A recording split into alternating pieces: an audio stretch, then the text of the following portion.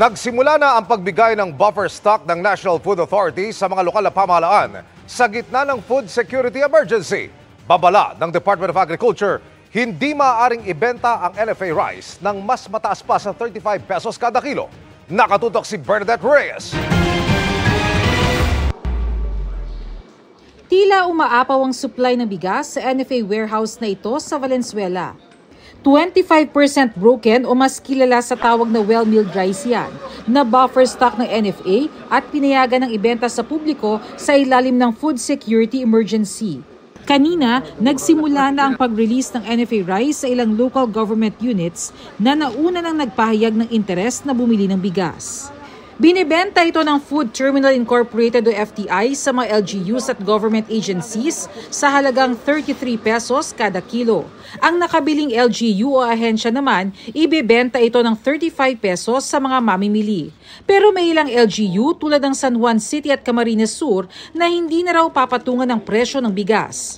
Sagot na daw nila ang gasto sa biyahe ng mga bigas, kaya maibebenta nila ito sa halagang 33 pesos kada kilo. Sa San Juan, sa City Hall kami magtitinda. At kung initially makapag-pick up kami ng 1,000 sacks halimbawa, that means by Monday, magsisimula na kami magbenta ng 1,000 sako ng bigas. Sa ngayon, 67 LGUs na ang nagsabing bibili sila ng bigas. Itong NFA rice po is more of an appeal from us also na kumuha na yung mga LGU kasi bawat sako na lumalabas ay makakatulong sa pagbili ng NFA sa mga magsasaka natin, lalo na ngayon na harvest season na. So sana mas mapabili pa tayo ng marami sa mga magsasaka. Ang warehouse na ito ng NFA dito sa Valenzuela may lamang 80,000 bags ng bigas. Sa ibang bahagi ng bansa, mas marami pa ang laman na bigas ng kanilang mga warehouse. Kaya naman layo ng Department of Agriculture na agad ma-release ang mga bigas na ito para may mapaglagyan ang mga bagong ani.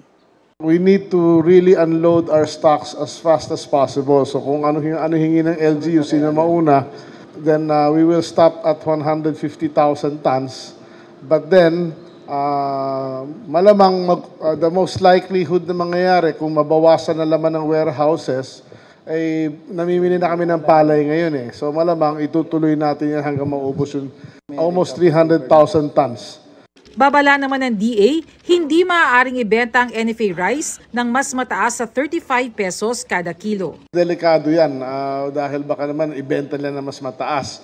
So that is kasama na yan sa ng LGUs na i-monitor na siguro depende na sa LGU kung paano nila i-control yan. But ideally maybe 1 sack per person.